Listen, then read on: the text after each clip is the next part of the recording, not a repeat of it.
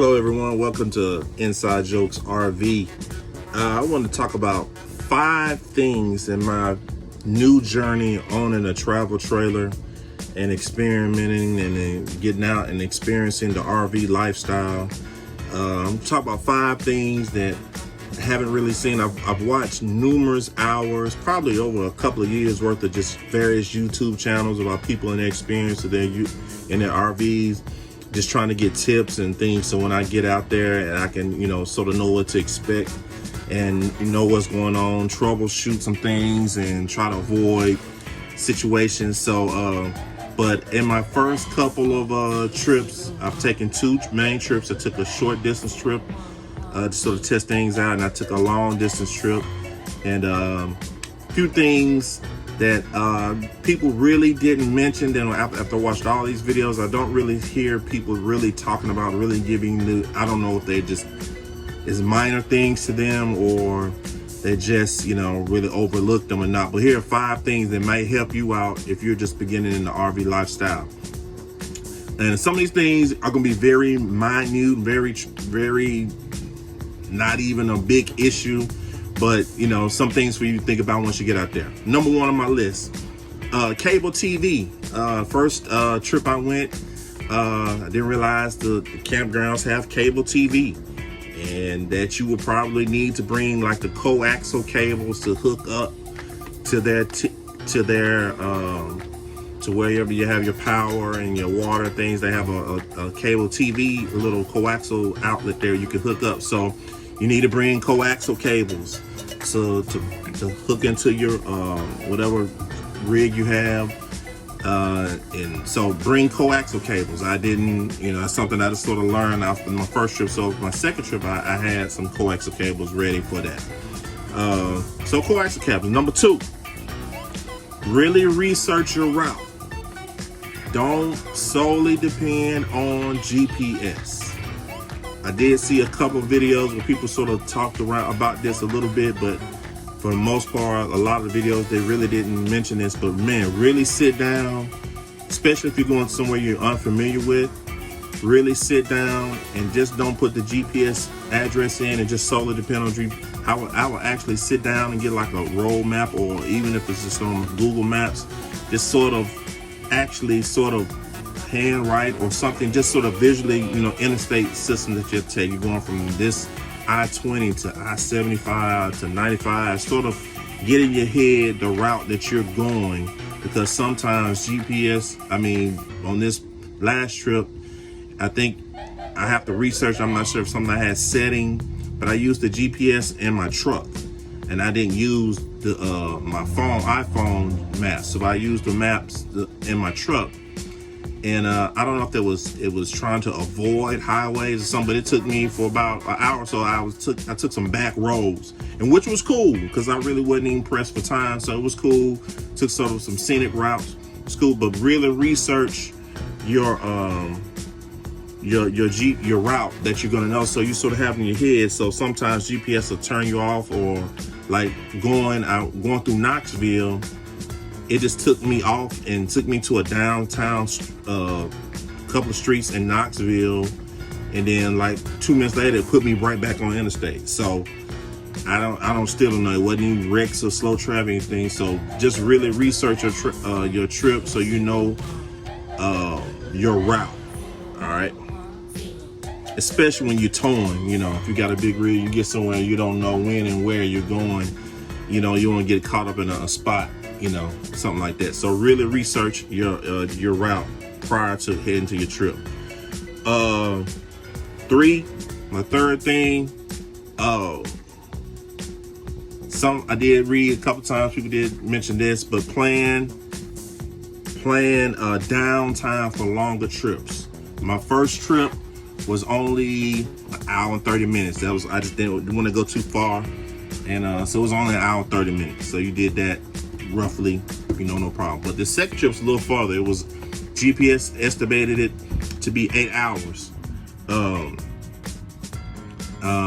And letting you know right now, just understand when you pull in a travel trailer or you're driving a Class A or something, give yourself more time than than the GPS allows, because of course you're not driving at the full 75, 80 miles per hour speed limit, but give yourself downtime. So if you're doing an 8-hour trip or something, or a longer trip, I would sort of try to plan maybe, and I would sort of not rush for time, but didn't have as much time that I have, so that I wanted. But once you do that, depending on the length of the trip and time, depending on your time schedule, drive maybe 3 to 4 hours a day, and then maybe find a campground or someplace, a Walmart that allows your boondocking for you just sort of sit down and rest. I did it this time. I sort of just drove straight 8 hours, 10 hours on the road. And it was cool, because we've been locked down, quarantined through this COVID-19 thing, so it was good just to be out the house. So, but future plans, I'll try to plan my trip for every 3 to 4 hours, drive and rest, then we'll sort of bunker down for that day, and then try it again, be refreshed for the next the leg of your journey. So, plan downtime for longer trips. And always add a couple of hours. If you say, if your GPS saying you're gonna get there in 8 hours, man, pulling up RV, just understand by the time you stop and traffic, whatever's always, just don't try not to be on a super duper time frame where you have to get somewhere at an exact time. So I'll allow that time frame to to give you a little leeway to stop and rest or whatnot. Fourth thing, man, this is the most scariest thing. Inclement weather. Watching weather reports and sort of looking and see what your weather is going to be. Driving in the rain with an RV, especially you're not going, that's not a comfortable feeling. You sort of worried a little bit, hitting a slick spot or whatnot, whatever. But my first trip, weather was clear. There was no storms or anything predicted, and but I think within a few hours a storm switched, and an actual tornado touched down like about 10 miles from where we were. And we checked it, the weather report called for some light rain, but it didn't call for any severe storms. So we were in our RV when these winds and stuff started. Nobody has ever talked about what to do if you're ever caught in inclement weather like that. So just so happened, I had a radar on my phone, and I was trying to track the radar, so it was like 2 a.m. So I went up and I turned my, I was like looking out, I was like, man, it's very windy. So just my instincts, I went and let my awning in, because the wind was high, and I just sort of like, okay, that wind catch that on. I'm in a 17-foot, so I'm not in a big one, so big trailer. So I was like, let me put this awning in. So that was just the unknown. So I never really heard people talk about what to do when they're caught in a storm. Should we have, if I was with a couple of my friends, my kids, and should we have, left and try to go find a safer place to bunker down, or I don't know. And that's what I'll be looking for. That's what I'll be researching for a little bit further on. So make sure you try to look out for your weather report. I still, if you're just caught in a storm or something like that, I don't know, which is, who knows? That's what I need to research on. If you know if you've experienced that, please leave me some comments. Let me know what you're supposed to do. The obvious is to get out of there. But if you're out somewhere in the middle of nowhere, camping, and a storm hits by, but that's something I need to research more. So, look into that. And the last thing that nobody has talked about, what I did, there was one older couple that was out west. They did break down this information, but nobody really talks about the cost of their trips.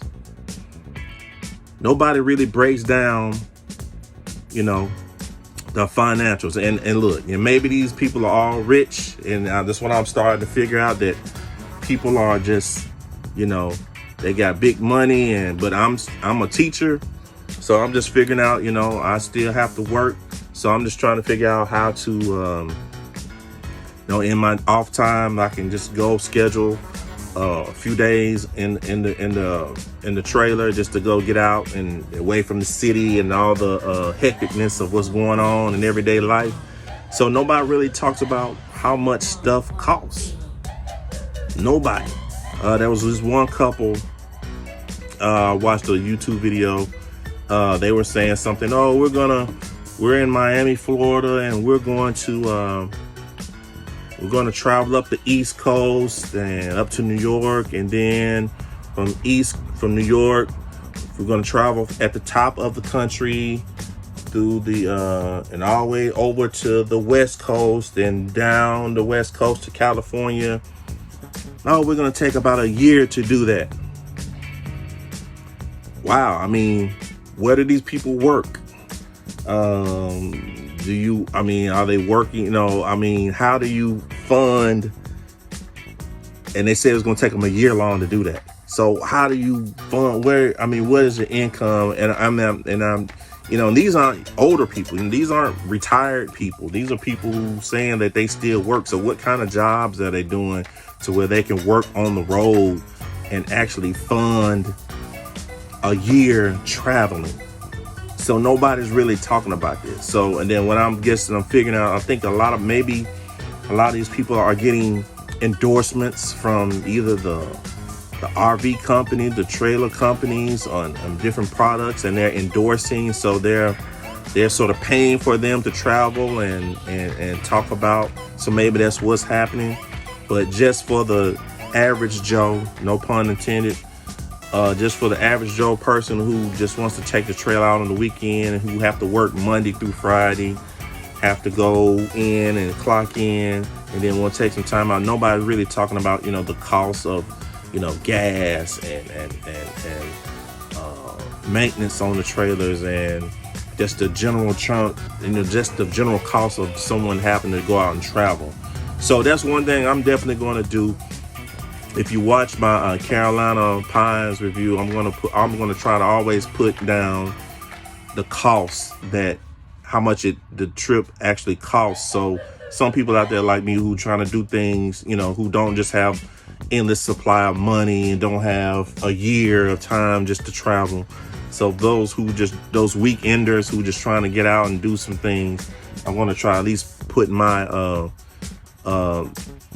financial report so you can sort of judge how much it really costs to be an RVer and travel trailer. So those are my 5 things that